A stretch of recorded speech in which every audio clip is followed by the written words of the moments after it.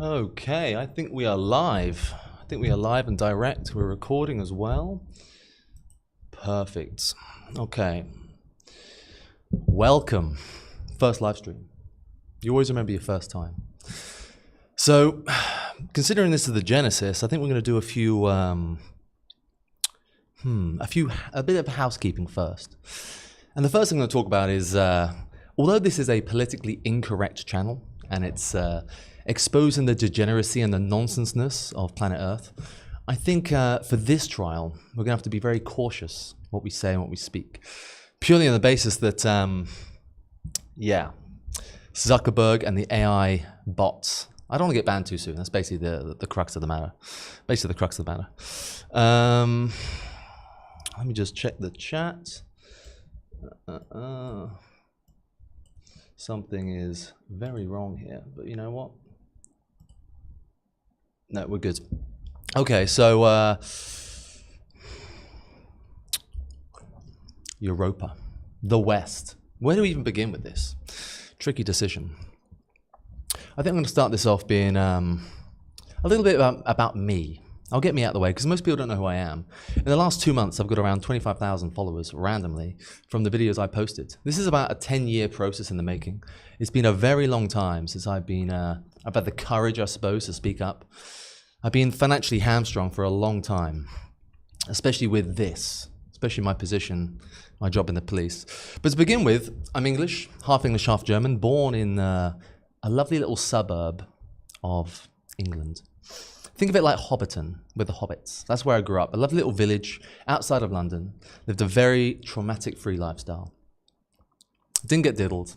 Thank you, parents, for looking after me. And as I grew up, I decided that I wanted to do something with worth, with valor, with grace.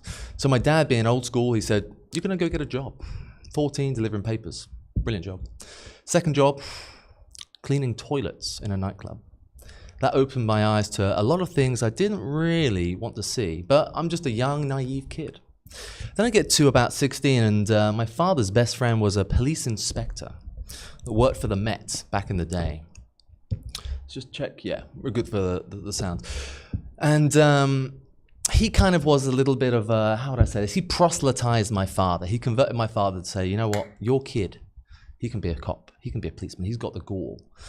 Now you have to remember, this guy was in his 60s when I was about 15, so two different generations. So at 16, I joined the cadet program in England and became a police cadet, which was interesting. We had a bit of a deal. I would do 2 years in the cadet program, and then I'd be given a role, a job in the police, in the county that I was based in at the time. And of course, young, naive me thought, this is brilliant. This is perfect. I can leave school, I can join this cadet program, I can be 18, boom, get a job.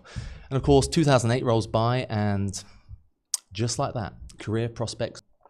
I get to 18, demoralized, but I still get a job in the police. It's just not the one I wanted. There was many different avenues to go through. And boy, oh boy, holy shit, was I kind of shocked. So by the time I got to 21, I had seen things, and again, this isn't to be arrogant, this isn't to be like a peacocking, but I saw things the average Joe Schmo who lives in the bubble would never see at all. We're talking gang violence, stabbings, sex, rape victims, you name it. It was all on the plate. And it gave me a very hardened attitude on life because I couldn't understand all these problems I was seeing and all these, how do I say, all these events that were transpiring in front of me. I saw a logical solution to this, and it was always the same offenders per se.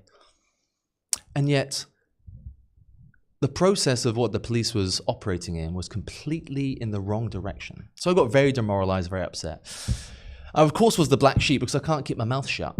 So I got many tellings off, many written warnings. And then I basically got told by my old school sergeant when I was 25, "Chief, it's time to go." So I bounced. There was no other option. I had to leave. And with that, I then became an accountant, world's sexiest accountant, in a room full of boomers that, to be brutally honest, they, I was living in a different world entirely. It's like I'd gone back to the 40s, and it just didn't sit right with me. Depression was a real thing, or at least upset, worry, guilt, all these things about, man, I had a real good career, and it's now gone down the pan.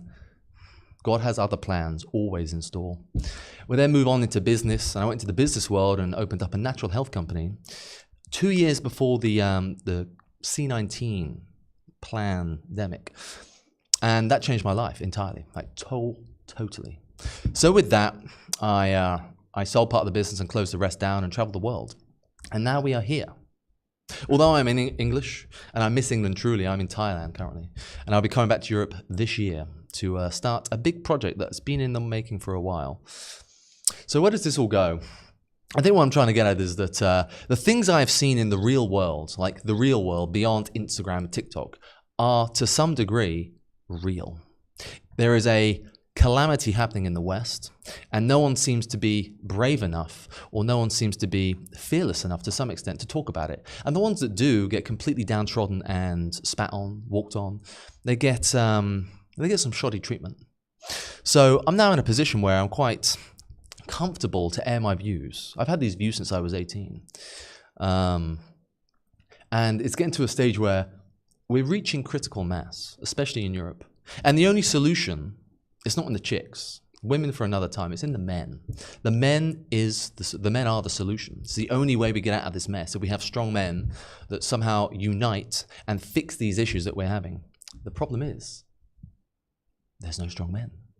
Or if they are strong, they are warped and intoxicated by the society we're in that somehow brainwashes us and conforms our minds to believe X is Y and B is 2. So my whole platform is, at the moment, to whinge and highlight the degeneracy and the, how do I say this in French, bullshit that we are fed on a daily basis. Yet education is the key part here. I want to educate young men, maybe like yourself, so that you are prepared and equipped for what's to come. Because what is to come is going to be quite scary. The competition, gents, has never been easier. The bar is so low in every single metric. Every single metric. Whether it's money, finance, fashion, social ability. Men have just lost their inner spiritual power and they are now a husk of their former self. And no one seems to educate young men at all. There seems to be a huge disconnect, a huge void with this. So I kind of feel like it's part of my duty to kind of speak up and talk about things that my father taught me and my mentors did when I was in my early 20s. So that's kind of the about me part. Now we're going to move on. Let me just quickly check the chat. Perfect. So today's education is going to be about men, because we always hear this all the time, like it's a man problem, it's a masculinity problem. Like there is an issue with guys, but there doesn't seem to be a single solution, or there doesn't seem to be a way out of this problem. And I meet a lot of guys on the weekly. I live on a tropical island. Funny that I'm in a suit, but I live on a tropical island and I meet lots of young men in their late 20s, early 30s who don't seem to have a clue how the world really operates. And we're talking about things that are internal, not external. We're not talking about what you wear and how you perceive yourself to be. There's many complete idiots that... I've got to be very careful what I say here. Otherwise I'll slip up and say a word I can't say. But there are many people out there who portray themselves to be something, but deep down they're missing the fundamental values. So we're going to go over that today. And it's pretty basic. It's kind of standard, but most men do not seem to understand these principles. There's 3. Physical prowess, financial obligations, and, of course, the final one, social power, respect. Every man needs these 3 to operate in a stronger position of power to kind of dominate the world. So we're going to start with the finance first. And when it comes to finance, everyone is cooked at the moment. Everyone's screwed. There doesn't seem to be enough money around. There doesn't seem to be that many opportunities coming around. But when you really look at it, it's looking it's looking worse than it actually is. With AI around the corner, a man needs to have finance. A man is not able to speak his truth and live through his means and kind of fight against tyranny if he's thinking about dinner. So a man needs to obtain financial independence in some way or form. And with the current state of the world, the economics, that is literally impossible. Everyone is running in the rat race. So the only way to kind of get out of this painful race it is there are 2 things. You create a side hustle, you make money that way, or you go into entrepreneurship. And entrepreneurship in today's era is like going on a crusade. You've got to do everything that you don't really want to do, and it's kind of scary, kind of fearful, but it has to be done. And with the advent of AI, it's even easier. You can set up a business like that.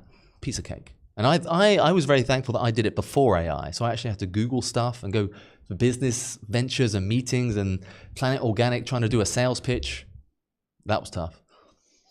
So financial prowess is one of them. Second of all is social standing. You as a man are going to be completely judged by the group of people you hang around with and the stature of the people you hang around with. A good example of this was my father. He was an accountant, or in England we have a process called surveying. So you hire a surveyor in order to actualize how much something costs, to give it a perceived value, right?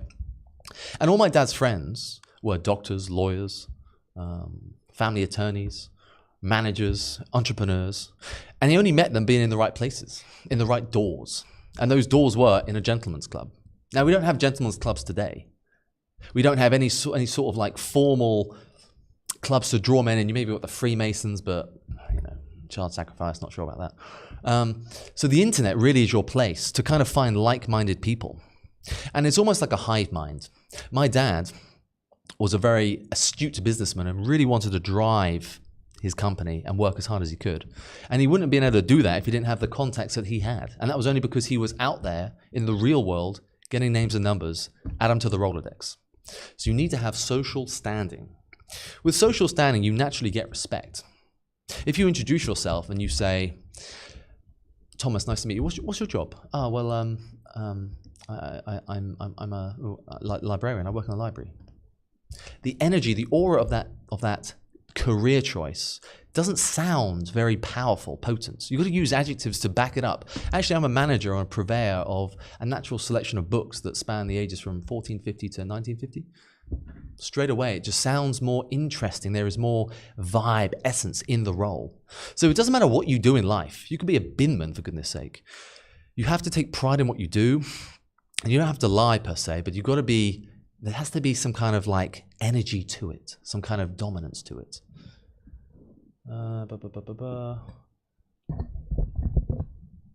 So, and the final one is financial abundance, physical dominance.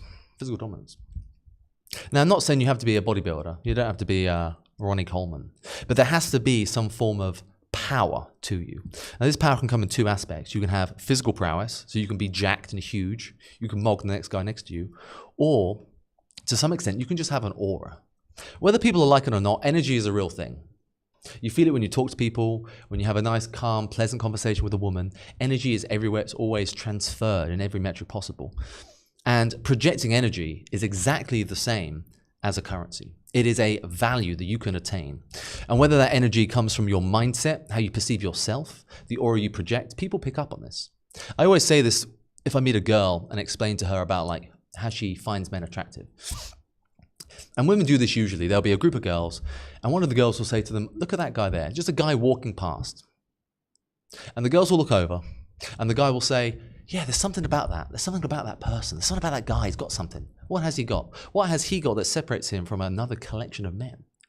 He has power. He has energy. He has an aura that is projecting through the door, the room, wherever. Auras are a real thing. I know that goes against a lot of teachings, but you only have to be in a room with powerful people, financially astute people, funny people to know there's a magnetic allure there. So these values are what every man needs to obtain. School won't teach you this. You'll be lost in a complete chaotic melting pot of misinformation. You're only going to learn this when you leave, and if you have a strong, wise father or a mentor per se. Now, most guys don't have strong, wise fathers, unfortunately. They're plugged into the system, working hard, and they don't have time to raise the family. So most guys are going to go online. And this is where the future comes in, because AI is only going to get more potent, so to say.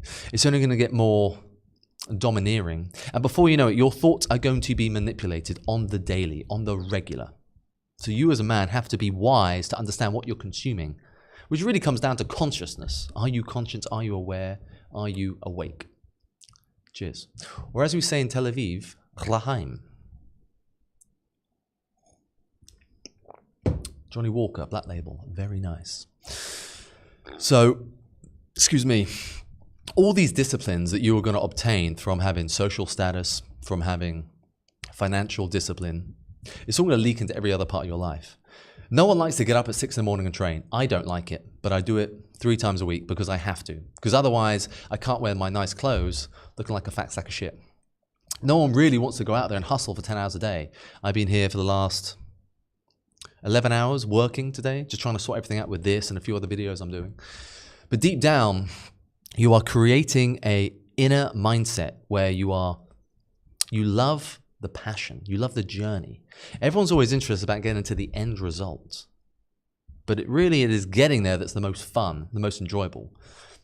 I was on a phone call half an hour before I did this call, talking to my best friend. And it was ironic in some sense because he said, you'll always remember this. You'll always remember this first bit. And he's probably correct in that sense. So, yeah, being a high-value man, you're going to have to do things that other men aren't going to do, but the competition's low. If you wanted to be a high-value man in, say, the 30s, 40s, 50s, you're going to have to be like Frank Sinatra. You're going to have to be like the Cray twins, Ronnie Cray, Reggie Cray. You're going to have some like real serious prowess to you. Now, you really just have to beat the competition. And I mean beat the competition, and it's not even that hard. It's quite simple. It's quite easy. So, how do you do this exactly? That is a good question. You're going to have to go out there and actually have a mindset that is completely unconquerable. There's no way to sugarcoat it. You're going to have to do all the stuff you don't like. And to be fair, most people don't have the gall. They don't have the guts. They do not have the guts to do this in any sense of the word. I met a few guys in my time who they've had a lot of potential and it's been wasted. It's been wasted. The elixir of life has been poured on the lawn. And it's kind of a shame because you can only help someone go to the watering hole. You can't get them to drink. But you're going to have to understand if you are unhappy in your life, there's no one else to blame as a man. If you're a woman, it's different. There are many different outlets you can go down. But if you are a guy, if you are a male, and you do not like your life that you are in today, there is no one else to blame but yourself. You can't blame the state, the government, the school. You can't blame your parents. All the information is at the touch of a button. It's all there. All the data is there. Especially with AI, just grok it, just speak into ChatGPT. All the information's there. And deep down, no one's stopping you. This is a prediction I've had for a while now, and I think in the coming days, months, years, AI is going to get so powerful, the power of artificial intelligence, or artificial unconsciousness, as I want to call it, is going to get so powerful, all the jobs that demanded sheer strength in logistics, in mathematics, in brain power are going to get outsourced. But like any vacuum, it always fills itself. And there's going to be a huge drive for creativity, for passions. And let's say, again, I don't want to go down the conspiracy hole, but let's say we just get a financial reset tomorrow. Boom, financial reset, everything's reset. The middle class get wiped, lower class go down to peasant mode, and there is a higher proportion of upper class. What do you think the upper class want to see and do? What do you think they pay for? They pay for passion. They pay for music, arts, all these things that are timeless, that require skill. This is one of these things that I really, really, really cannot stress enough. You have to have passions outside of your job. I used to play the piano when I was about 8 to 10 years old, got to grade 2, and then quit. Same with the trumpet. And now I wish, damn, if I had that skill now, imagine being on a date, just pulling out a trumpet out of nowhere, thin air, bit eccentric, but it still works. The concept is that in the coming days, you're going to have to stand out against the crowd. Now, this nicely leads into the next part, especially when it comes to women. Now, most men want women. Most men want a woman, okay? Let me just scroll up my notes here. Let me just read the chat as well. 20. That's more than I thought. I thought I was going to get about 2 viewers, so that's good. That's good. So when it comes to women, most guys want a woman. You've got to ask yourself, what do women want? Even Mel Gibson, who had the superpower, didn't even understand. Deep down, women understand 2 concepts when it comes to man.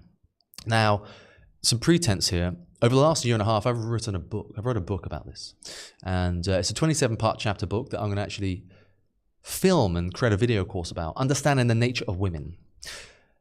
The world, the Maya, will tell you that women are these mysterious siren-like creatures who you are unable to extract any data, any information from. But deep down, They have a meta just like men. If you go outside and you look at a tree, the tree has a meta to growth. It grows up and it grows down. It doesn't grow outwards often, unless it's going to the canopy. Hedges and bushes are different. But most trees comply to a meta.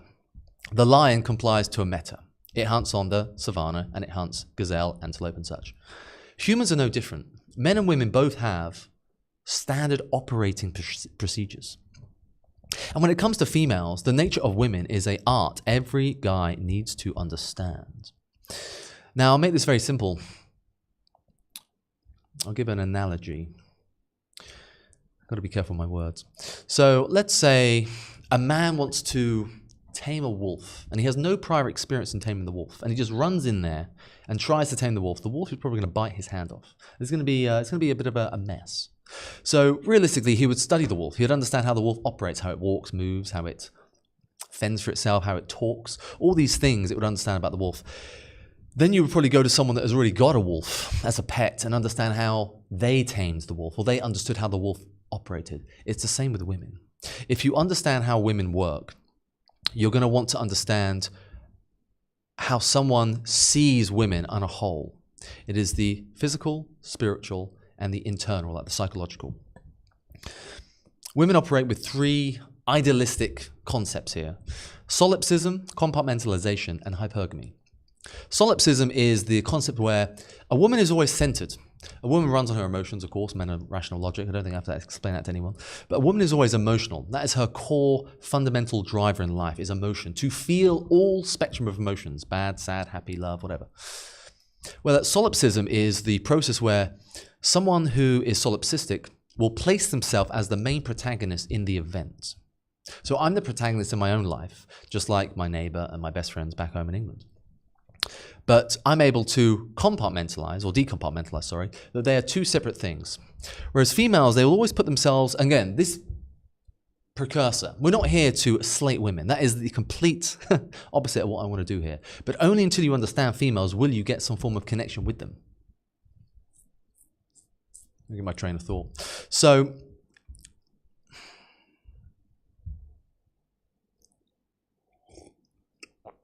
when it comes to females, they have this solipsistic nature, as I just stated. And the solipsism is going to put them at the center of every event. So an example here would be, the TV's on. There's a dinghy going across the Aegean, 2 miles off the coast of Lesbos, packed full of Afghani migrants. One of the migrants decides to spark up a cigarette, flicks it, hits the boat, burns the boat, boat starts to sink, they all die. Luckily enough, Israeli state media was recording the whole thing and broadcast it to the BBC, CNN, NBC. And what we see is that an event has happened where these people have died, lost their lives. Solipsism is going to see that and think, how does that make me feel? How do I feel in this moment? How is this affecting me personally? Well, if I was a person in that experience, I would struggle, blah, blah, blah. Before you know it, that person, female to some extent, has then adopted this as an identity. I must help these people. It is in my duty to help these people, without understanding the rationality or the logic behind it. So this solipsism is very difficult to overcome. There are women I met who are very aware of this, and they have very rational minds, usually ingrained from the father, say. But most women today, the liberalized women, they do not understand this topic to any nth. You'd ask them, what is your reasoning behind supporting this? No one's home. Empty. It's because their emotions have hijacked their rational understanding of the incident. Deep down, we know that these Afghanis are randoms. They're coming to Greece to integrate and to leech off the system or society. Not all, but the majority. And the rational part of the female brain does not understand that. So, or hasn't allowed it to operate. It is on like sleep mode. So solipsism is the main event you as a man need to understand about a female. Just check the chat. The second one we're going to have is hypergamy. Now hypergamy, I've written a few topics on this, but hypergamy is the concept where a woman is always going to want to find the best, if not the greatest potentiality that is in her personal understanding that she can obtain. For instance, a woman will go through with her boyfriend and they'll go to the shop and they'll go to the store, the market, and they'll buy some food. And there's a guy in the corner. And the guy in the corner gives her a little charming look. little smile, and then winks at her. And she thinks, oh, a bit strange, a bit weird. Goes around the corner. The guy goes to the car, and the other guy slips her his number. She's now got the number, and she's thinking, wow, this tall guy, he's 6'3", jacked, charming, 25, he's an absolute machine. He's just given me his number. This might be better than my current choice. That is hypergamy at its core. Always accepting or looking for better options. Now, you can't hate women for this. This is how they're built. This comes from the primeval directive where a woman's going to be in the tribe and she needs to identify and distinctualize which man is the best option for her when all the men look the same. They're all hunter-gatherers. They're all going out there spearing rhinos. So she needs to have a defense mechanism to make sure she has the best catch. The problem is, and the catch is, ironically, is that this program is on all the time. It's always operating. It's like Mac OS Sonoma. It's in the background. So as this operates, she's always thinking about the better option, and she is analyzing that better option against you. So if you get with this girl, high school sweethearts, dating, whatever, and you start to let things slide, you put on a bit of weight, you don't read as much, you're always sitting there playing video games, you just become lazy, you start becoming broke. She's going to think in the back of my mind, I can get a better option. There is better options out there. This is why you see guys who, get married in their 20s, don't understand the nature of women, end up being 30 plus, divorced from their wives, and the wives are out there in no man's land trying to find Chad. Unfortunately, Chad has now disappeared with some other girl, and the guys are left clueless. Why did this happen? Why me, God? I don't understand this. Why me? The sad thing is, this is something that young men are not taught in any capacity. And again, you can't hate women on this. The hypergamy mindset is a real, distinctual process that happens in a woman all the time. Do I want to name names? No. There is a family member that I have that even uses this. Oh, well, he does look good. He's not like, blah, blah, blah. Yeah, he's not like him because he is obviously different and 5-10 years younger. Hypergamy is man's greatest enemy, but it's also man's greatest friend, because if you understand hypergamy, it basically means you cannot have a break. You can't catch a break. You have to be pushing forward all the time. You don't have to be steamrolling through life, but you always have to be striving for a little bit extra on every sort of notch that you're trying to achieve on. Do you know why they call it Dutch courage?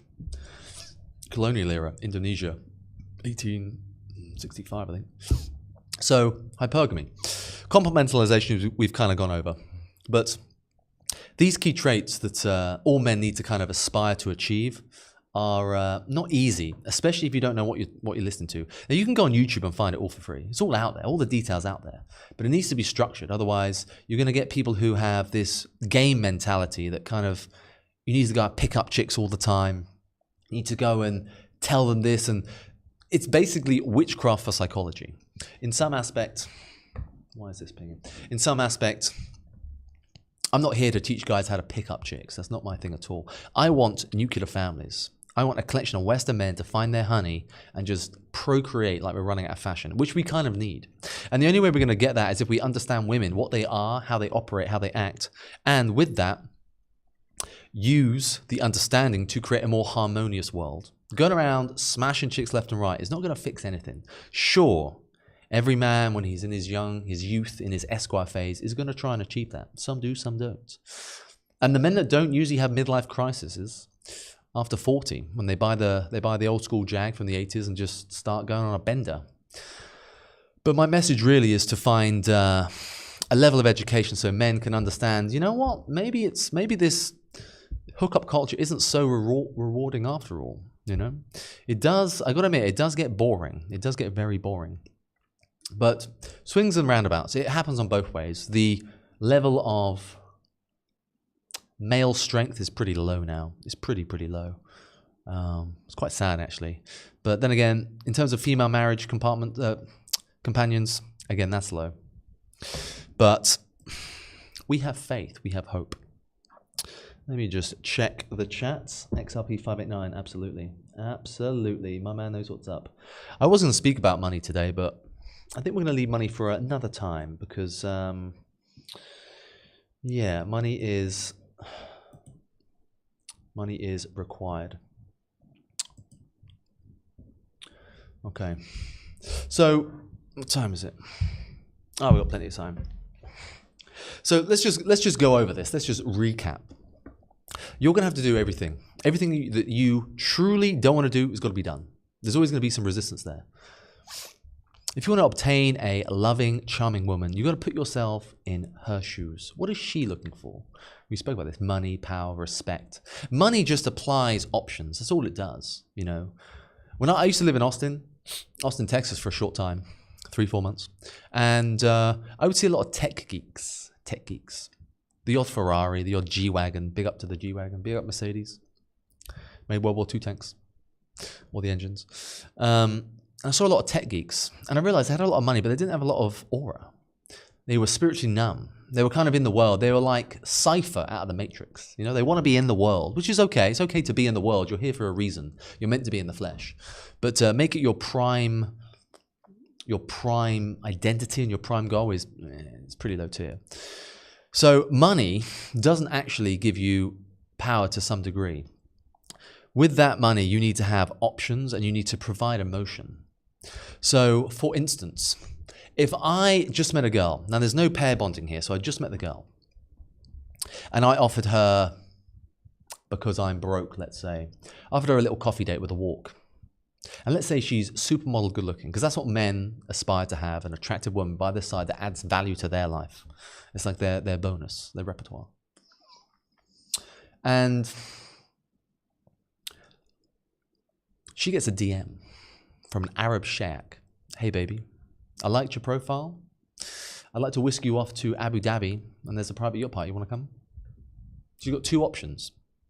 Yes, he's a rich billionaire Arab. Doesn't matter. He's still got money. He still has finance. And the finance allows you to have options. As a man, you are not able to fight against the system if you do not have options. You can get debanked. There'll be another bank somewhere. You can get arrested. You can hire a Jewish lawyer and get out scot-free. All these things require money, and women see money now, not so much as they did, say, 100 years ago, but they see it as a lifeline. Because everything is hyperinflated, even female value, for instance. Every girl expects, to some degree, a Birkin bag. Again, the hypergamy mind is on the phone. She's seeing another guy thinking, damn, LeBron's looking juicy. Wish I was his girl. Unfortunately, the sad truth that I had to learn is that the majority of women will compete for a high-status man. That's just how it is. I don't like it. I don't make the rules up, but that is just how it is. And your options are only going to be expanded if you expand your options, yourself. So money is going to have to be something that you're going to have to understand for the long term, especially when it comes to the future. I don't think we're going to have pensions in the future. I think there's going to be absolute mayhem in the future. This is a funny one. Would I rather be reset as a pure virgin or have infinite wealth? Pure virgin. I'd say infinite wealth. Infinite wealth would allow me to help as many people as I could. I could save Europe. I could bring back the painter. Hope I don't get banned for that. Probably will. So, yeah, respect. You see a lot of guys today, especially white men. And again, my channel is mainly for European men. You know, there are guys out there for the Africans and the Latinos and the chimichuris, but deep down, mine's for Western men. And I see Western men have been slightly cuckolded. They've been very cuckolded. They've been spiritually hamstrung, masculinity's hamstrung, and they're scared to stand up for what they believe in, and they're scared to upset the apple cart. A good example of this is that you just see how, say, we're going to get political. You see how some of the other racial definitives of London operate in terms of violence and applying fear tactics. And Western men just watch as their nations are run amok. You go to Poland, you go to Romania, they don't allow that shit. They don't take any of that. They are as they are. Whereas in the West, in Western Europe, in America, we seem to be scared. We seem to be scared to say what we truly mean, what we truly want to say. And what makes me laugh is that we're conquerors, especially the English. Shout out to the English.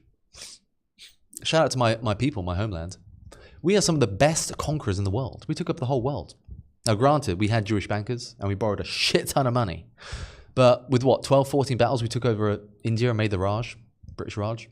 Took over, we colonized a fucking desert in Australia, you know.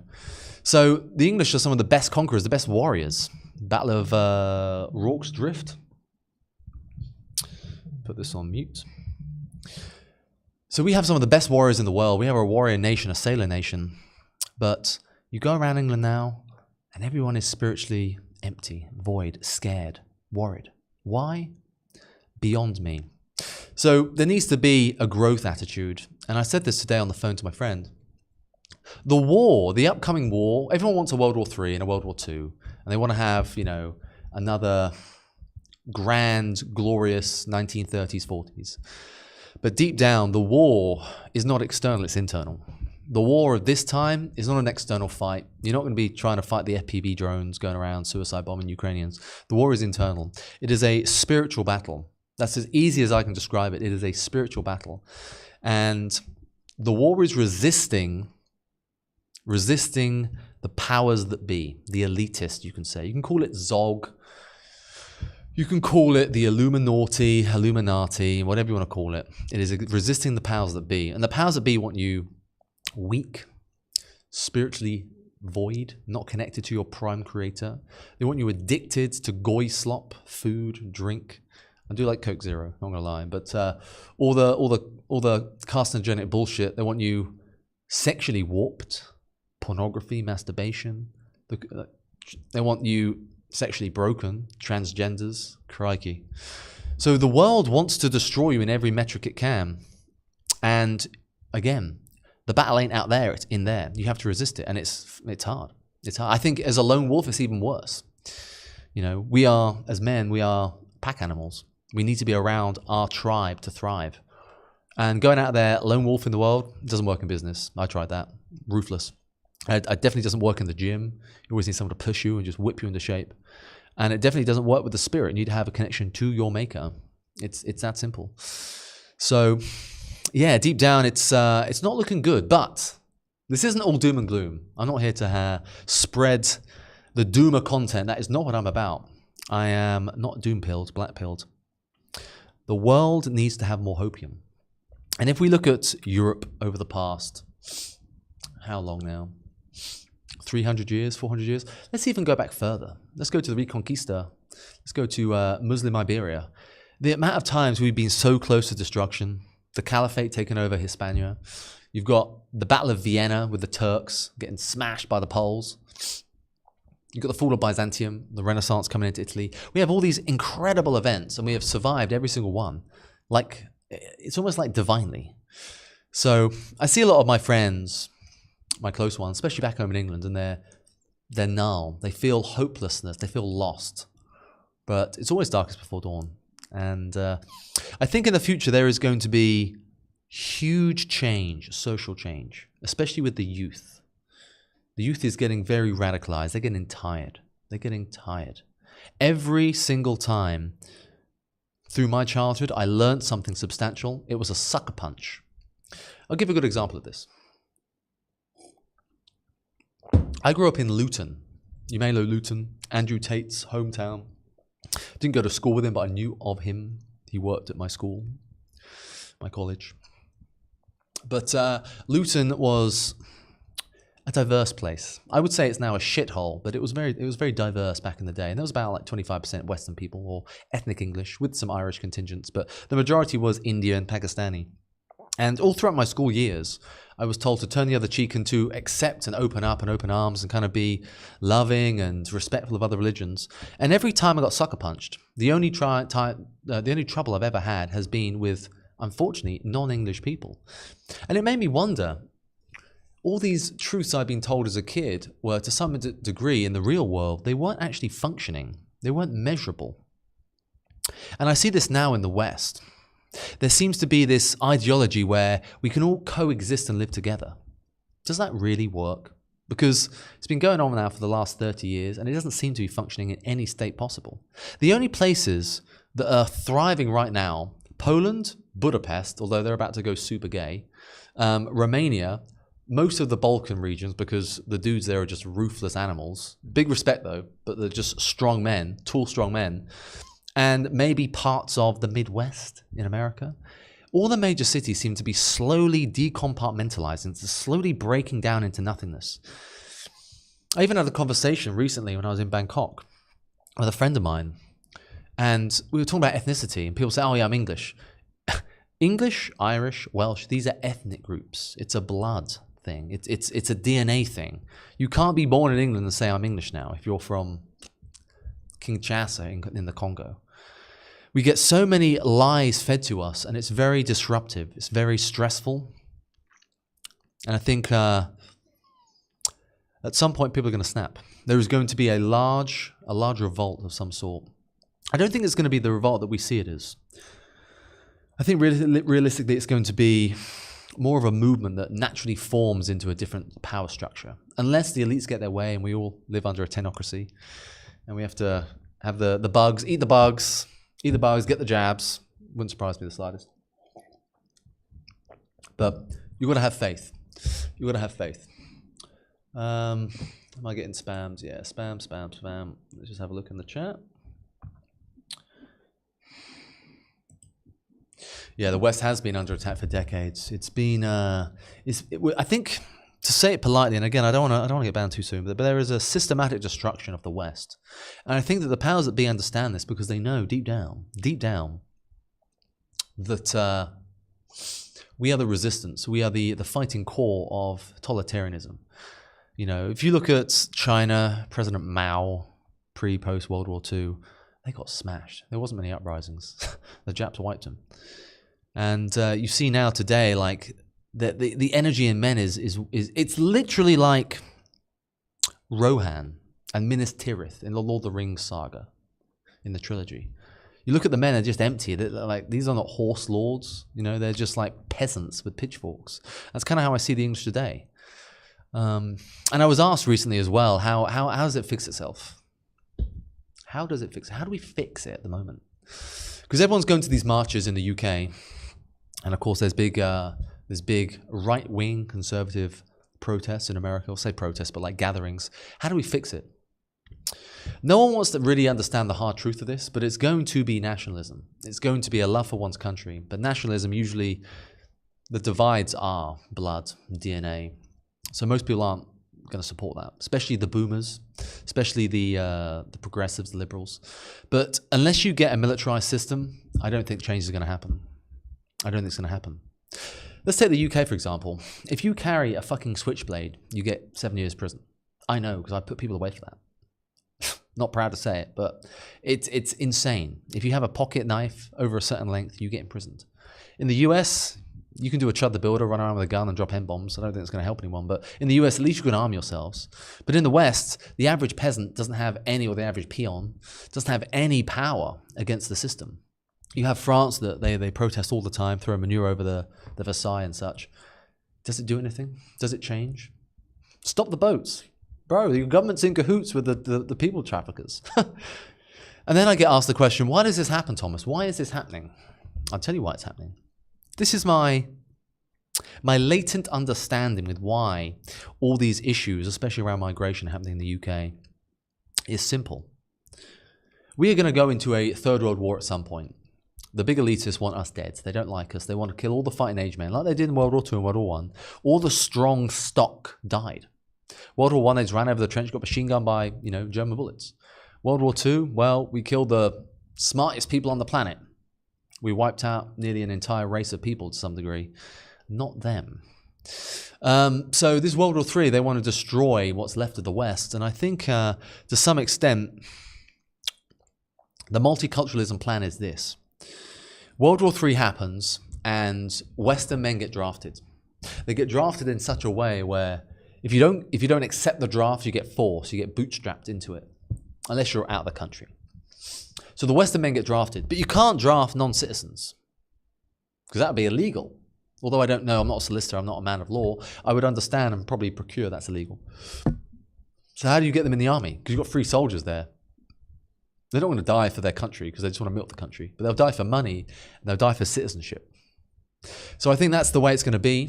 Or the other option is the Western man goes to fight Russia, China, to bayonet, Chinaman in the throat, somewhere in a trench, getting FPV droned. But the average migrant at home gets citizenship to look after the nation. And can you imagine if all the Western men had just left their countries and all that's left is the women and the children? I read a statistic recently. 8% of Dorset is foreign migration, like illegal immigrants. And the census they conducted is like 44%. The 44% of them create the sexual... Let me get this right. 8% is 0.8% is illegal migration, and they are conducting 40% of the sexual offences in that town at current. Wild. This comes from the police, Bournemouth police. Insane. So can you imagine the chaos that would ensue when what's left of the masculine strength has a plight from their home countries and just goes into a trench somewhere? I don't think men would sign up for it. I can't see it. I can't see, especially men that listen to my content, they would no way sign up for that. So how are they going to do it? Confusing. Worrying. But we can hope. We can hope. Right, let me just check the chat again. We do need a revolution. Pro-white religion, Christianity. Back in my my youth, back in my mid to late 20s, I was part of the New Age neo-spiritual movement. I had long hair, I wore bracelets, bandanas, and I was open to a huge collection of things, psychedelics, meditation. I read all the books. Around about 25, I read the Quran, New Testament, Old Testament, the Tanakh, the Torah, the Talmud. Holy shit, can I even say that? Is that gonna just auto-ban? Yeah, that's a fucking book, if I say so. The Bhagavad Gita, and I didn't read, there wasn't a specific book created by the Buddha, but his teachings were quite interesting. And I stumbled upon, obviously Islam was just a complete fucking no-no. Muhammad deflowered a girl at 9 and married her at 6. To me, it's just odd, weird. So I'm not believing in that. He's not the ideal man in my book. The Jews are an eternal people that just seem to be refugees. And the God in the Old Testament is very different to the God in the New Testament. The New Testament really sung to me a God of love, repentance, grace. I think there's a lot more esoteric knowledge in the New Testament than what is made out to believe.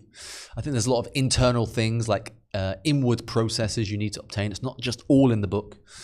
But I understood that the message of salvation had to come from doing the hardest things necessary.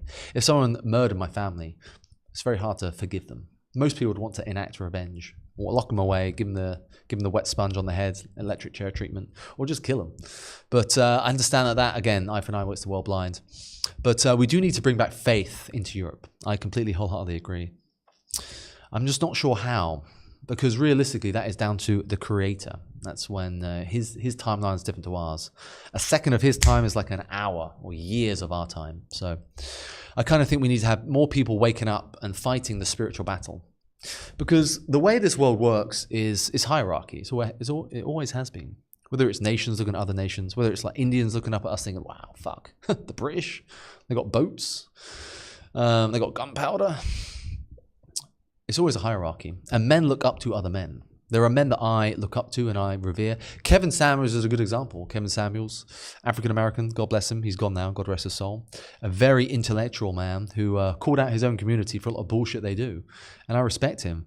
And when you as a man slowly start to evolve and become somewhat admirable, other people check in on that and think, especially other guys think, damn, I wish I was like you.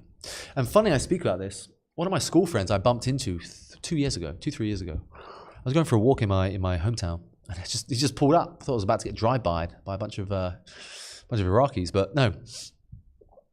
He pulled up and he was like, "Hey, bro, long time no see. I haven't seen this guy in 15 years." Won't name names, but we sat in the car for like an hour. Now, at this point, I just sold my business and closed the other half down, and I was traveling around the world at the time, and I came back for 2 weeks to bounce to Israel and Jordan, and it was kind of strange because he was 30 years old at the time, still a virgin, never kissed a girl, had one job, lived with his mum.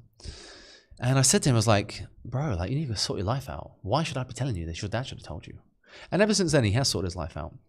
Although he hasn't dedicated to me, I would guarantee that to some degree, me kind of giving him an ass whooping in the car, not literally, has kind of woken him up a bit. And his brother did the same, and his father. And he actually pulled himself out of the pit of shit and became a man worth being. And this only happens through looking up someone else and going, damn, Kind of want to aspire to be like that. So, yeah, big respect to him. We love a story like that. Now we're hitting, what time is it? It is now 10:02. I'm going to call this one. I've done about an hour or so. Let me just see if there's any questions. Where are my beautiful icons? My beautiful icons are here. You probably can't see them in the chat. Beautiful icon. Orthodox, as I am. We have Archangel Michael, Archangel Gabriel. One for wisdom, one for divine protection. I say this a few times, and people don't really believe me, but it's my personal belief.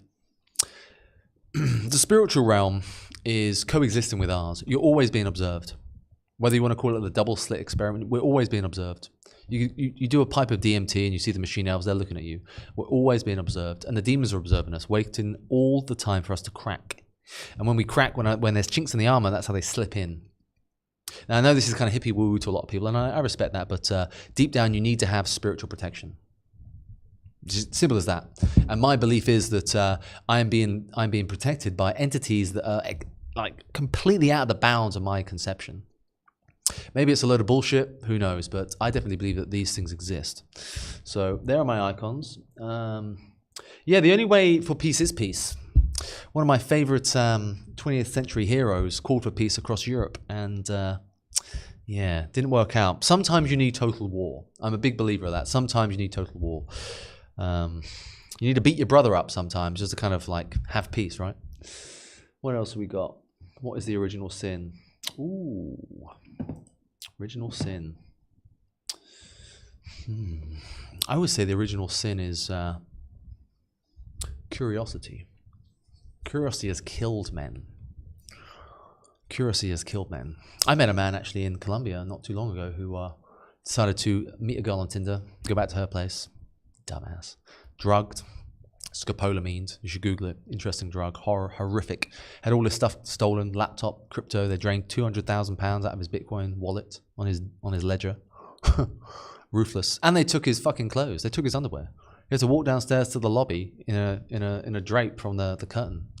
So curiosity to him, sleeping with a hooker, destroyed his life. And she was a prostitute. So yeah, I think curiosity or lust. Lust destroys men. Lust is the absolute destroyer of man. We'll do another talk maybe next week about semen retention and like sexual spirituality. But how long we got? 10 minutes. My friend, I think the population of white people is now less. I think it's like 7.8 or something. It's remarkable. Then again, I'm going to give you a little thing here. I don't think there's 8 billion people on the planet. And hear me out. China has what, 2 billion? The census they did pre-war was only around 300, 400 million. And even that was probably inflated. How have you got 1 billion people in 60, 70 years? Especially when they had the one-child policy. How does that work? I think we're being told porky pies. With India, don't know about that. I think there's a fucking load of them. But I think when it comes to Chinese, there's not as many as they think. I think it probably has more than the US population, maybe 400, 500 million. But 1.6 billion Chinamen, the math doesn't math. It doesn't work. It doesn't make sense to me in any sense of the word. So yeah. But yeah, I think at the turn of the 20th century, it was 31% were Westerners. How times have changed. Can we end with the Q&A? We're doing the Q&A now. Catholic right now. I'm Catholic right now, but I'm thinking of converting to Orthodoxy because of theosis. I have a feeling of Orthodoxy is more spiritual and conscious. What do you suggest? Ooh, well, I don't want to put any thoughts in your mind, my friend, but I went to about 15 churches before I decided Orthodoxy was the one.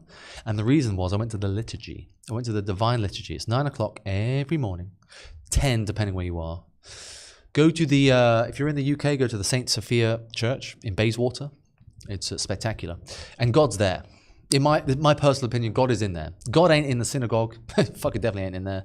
And he's not in the mosque. You go into an Orthodox church, it just feels divine. It feels holy. If I was playing Sims and I wanted to be revered by my creation, I would want to have the place that I'm revered in to be sanctified, to be holy, to have a spiritual power to it, an energy. And you don't get that in a Protestant church where the church is basically a conversion of a dysfunctional Pizza Hut that went out of business. You know, it doesn't make sense to me. Again, my personal opinion, but I would suggest getting the Orthodox Study Bible. It's this thick. Every single parable, every single phrase is broken down into plain English so you can understand what the parables are about. But I would look into it. I really would. I think me and the Pope, I understand the Pope. I respect the Pope, but Christ is a very personal thing. I need to be like Christ, to be Christ-like. And I don't need to have someone in the way. Christ will tell me what to do and what not to do and how to act. Speaking now is all Christ given. It's all from God kind of channeling through me. I had a script, didn't even stick to it. So I'll give that a go. I love your videos. Got you back today. Mad respect. Thank you, sir. I'm in Germany now. Thanks for your tip. Deutschland. Oh, crikey, Cologne. But Cologne's Catholic. I do believe, I think there's one in Frankfurt when I went there. This is a while ago now. But any more questions, fire them. I've got another 5-6 minutes. Yeah, let's see if there's any other questions up here. The UK prohibited even paper spray for self-defense. I'll give you, you know what? I'll give you some pointers on that. Did I have a religious upbringing? No. I love my parents. They're lovely humans. They are very kind baby boomers. They were born, crikey, I was born very late, but they didn't have a spiritual upbringing. My dad was an atheist. My mum was agnostic. I think after COVID, when I told them what was going to happen, to the T, to the fucking point, excuse my French, they are now both agnostic. But I wish it touches their heart. I do, and I think it will in the future. I watched a video recently about we are in the years of Revelation. Revelation started in February. So we have 7 years from February. And if you understand Revelation, the first 3 are near mid. The last 4 are rough. Plague, disease, famine, war, you name it. So I think over the coming years, you'll see a great flock of people from the scientific atheist machine to religion. And I think they're going to flock to both Christianity and Islam. Because in panic, people seek divine power. But the issue I have is that people deep down need to have a relationship with them, with their maker. Talking about the church and religion, I have a question. You may ask the question, sour hads, not a problem at all. Why do you ask that? Yeah, may the churches unite. Yeah, revoke the schism. That's one thing I hope will happen. Who knows? Who knows? Father Paethios, who was an Armenian monk, I think he was a high schismic monk. He had some, how do you call it, psychic abilities, and he said in the future that the church will reunite, and that Constantinople, Istanbul, will get ceded back to the Greeks. So let's hope he's right. The chat box. Just get rid of this. I think that's about it. Have I ever visited Albania or any Balkan country? I visited Serbia. Now, I know the Serbs and the Albanians have a little bit of a thing going on, a little bit of a problem. But no, I visited Serbia. I actually went to Belgrade about 1.5 years ago. I loved it. Incredible. Holy shit. Walking around London, should I say this? I'm going to get in trouble. I always go equipped when I walk around London. I'll put it that way. I'm always equipped when I go around London. No one's going to stop me wearing a blazer. Simple as that. I now won't be able to ever do that because some idiot's going to probably call the cops on me. But I always go equipped when I'm in London, whether it's a crime or not. It's just not safe anymore. Whereas in Belgrade and Bucharest and Sofia in Bulgaria, it was so safe. I said to the taxi driver when I was in Sofia in Bulgaria, just take me to the shittest part of town. I was like, why? I was like, I want to see it. It was like 10 at night. And he just dropped me off and I walked around there for an hour. Had a chat with a couple of people. And 2 guys were like, why are you here? Like, what are you doing here? Why are you wearing a turtleneck? But I wanted to see what the rough area was like. And it was rough, but it wasn't like Hackney Marsh rough. It wasn't South London rough. You know, it wasn't people hanging around with like nefarious intentions. So I've got a lot of respect for the Balkan countries, especially Belgrade. I think in the future I'll move there. Yeah, but there's a meme in there. It's like the meme's like Albanians hate the Serbs, Serbs hate the Bosnians. I think everyone hates the Bosnians, something like that. Everyone hates the Croats as well. I don't know, some Yugoslavia, meme going on there. But I have a lot of faith in Eastern Europe. I really do. I really, really do. I think in the future it's going to be a bastion. It's going to be the last stronghold, like you had Georgia and Armenia, the strongholds during these. Crikey. During the just mute this. During the Islamic invasion. I think the East is going to be a Eastern Europe is going to be a huge place of safety in the future. I myself are looking back to move to Europe very shortly. And when I come back to Europe, I'm probably going to settle in Budapest. It doesn't believe that Christians or Catholics accept technically. Just reading a YouTube comment here. I don't think you're wrong, my friend. I think my personal opinion is Christ is it's a very personal experience. I can't put my finger on it. I've done all the psychedelics under the sun, and I've had some insane experiences that I can only describe as godlike. But being touched by the Christ, by the Lord, is just a different experience altogether. It's almost like, I don't know if you've ever been to a festival, but going to a festival and just having a shower in a hotel after a week of just being dirty. You're just covered in crap, grime, bullshit, you name it. And that's kind of how I see it. That's kind of how I experience religion, is that it is a orchestrated event that applies to a certain point in your life. And it's like, it's time now. Like today, it was time. I left the police in 25 and I wanted to do this for years. I was too scared, didn't have the money to do so and say what I wanted to say. Now is the time. Everything has its divine timing. And I don't think I've answered your question entirely, but I will just ramble on. But I think it's going to come down to your heart will be awakened to this. Most people's hearts are hardened in this world because they're ciphers, Neo Matrix. They're stuck in the reality. And of course, there is an external experience to this. Would you sacrifice your children if God asked you to? Brother. No. Would I sacrifice my kid? No, I wouldn't. I have a very conscientious issue on this because, as I said previously, I believe the Old Testament God is very different to the New Testament God. If you read the New Testament back to back, the God is about love, grace, repentance. The word is, the meaning is different. If you read the Old Testament, God is, excuse my French, fucking ruthless. He flooded the world. He was sad for it, but he flooded the world. Yeah, he did want to sacrifice Isaac. He flooded the world. He destroyed Sodom and Gomorrah, rightly so, full of just low lives. But the attitude of God in the Old Testament is very different. It is very different. I think if you really want to like tap into this, you want to read the Gospel of Thomas, which is obviously the disciple of Thomas, which was not in biblical canon since the Nicene Creed in the 3rd century. The Gospel of Thomas is very interesting. It basically explains we're in a simulation, similar to the Book of Enoch, where we are being observed and being watched all the time, kind of judged, kind of like measured. But the Book of Thomas is very interesting because it has a lot of things that aren't biblical canon. Why? I ain't no priest. I don't know. But I would believe that it's too intense for the average person to understand, you know. God is all-knowing and unchanging for sure. That is true. But kill my own kids? I don't know about that. I'm not too sure. I haven't been in the position. Fully yoked and so on. That's a tricky one, my friend. That's a tricky one. Come back next week. I'm going to give some thought on that. I'm going to go through these comments anyway when I log off. And finally, on the Instagram chat, is this live real? Yep, this is live. I hope so. Been on over an hour. How do you make money?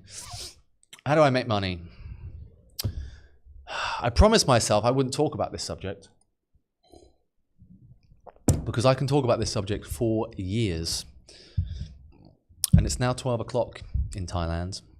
But I feel that I'm on a roll, so I'm going to talk about this. This is just my opinion. This isn't financial advice. We'll do another 10, 15 minutes. There is going to be a current reset in the world. There's going to be a huge financial reset. Again, this is my own opinion, what I believe.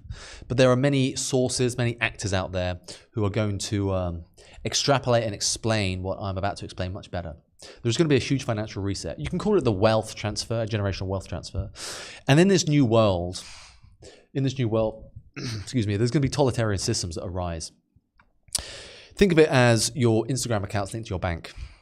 Your job now pays you, excuse me, minutely or by the hour. That means that you can pay bills, utilities by the minute, by the hour. Everything's going to be synchronized with one another. And with this synchronization, there's going to be a lot of bad actors that are going to have totalitarianism within it. They're going to track and monitor every single ounce of your day-to-day life. You can park your car in a disabled bay, some drone catches it, already automatically deducts money out of your bank account, or rolls it over to the next payment you get within the hour. Things like this. So in the future, we're going to have a blockchain system. Everything is going to be on the blockchain, the cryptography system. It's in the name, blockchain. You're chained to the block. All your data is on the block. You are now not a serf like you would be on a tenanted farm in medieval Europe. You're now a slave to some degree to the blockchain. However, a few years ago, I sold my house. I sold all my possessions, and I went all in certain cryptocurrencies because I knew I could see the future to some extent. I could see the landscape of where the world was going. It was getting centralized. We live in a decentralized landscape now. It's getting centralized. Power is collating. And I understood that there are a collection of cryptocurrencies, cryptographies, that are going to be used in the new world order. No one likes to hear this. It's conspiracy. It's all conspiracy until it happens, but the writing is on the wall. We're going to have a financial crash of biblical proportion. And just like any crash, any large issue, there's going to be opportunity. And just like you had with, we'll use Corona as an example. Corona happens. See, COVID-19 happens. And within that event, there is a pharaoh that arises. There is a hero, the architect, the vaccine. Now, regardless what your view is on the vaccine, the same concept applies to the financial system. There's going to be a massive crash, and something is going to have to prop up and save the system. And isn't it just convenient this process might save the system and also save us from the largest financial catastrophe that we've ever been in?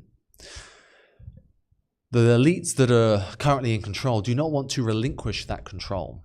So they need to structure a reset. They can't just crash it and let it go to pandemonium, wild, wild west, Mad Max vibes. It's not going to work. So they're going to have to crash the system internally. And as they do so, they're going to have a savior waiting on the lines. NFL quarterback sitting there waiting for his gig.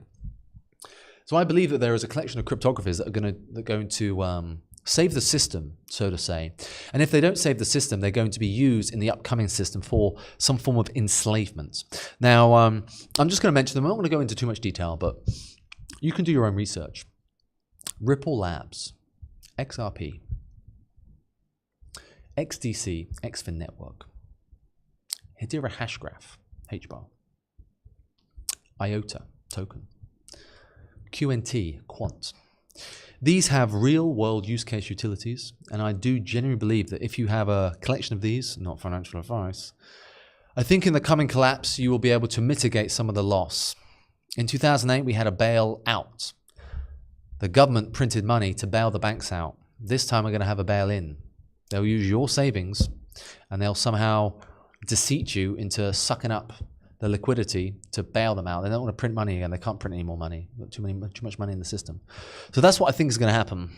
It's not pleasant and it's not going to be pretty, but yeah, look into those currencies. They may help you in the future. Let's have a look. I think we're now done. We've been on for an hour and a half.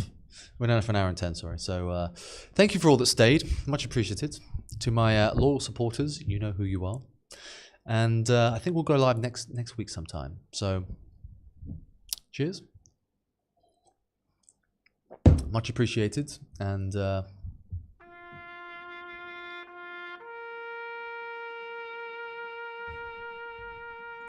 end transmission.